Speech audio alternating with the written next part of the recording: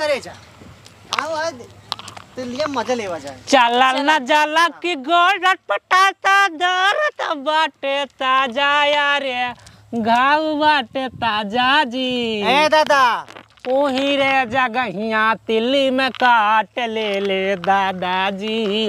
तू का काटता बुढ़ो ही आई बड़ी गजब का बाटू सुघर दुल्ही ना हो।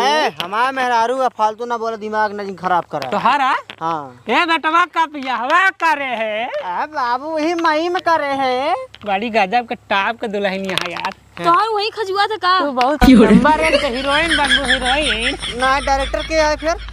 एक बात सुन ला हाँ। खाली तू हमारे साथ दे के देखा तो का हम कुल तो घुमाऊ क्या पर इसका जाने भी सार बहुत नीच बुढ़वा बेटे चक्कर पड़े जीन यानी कि छिनरा छिनरा महा छिनरा बाप बसार।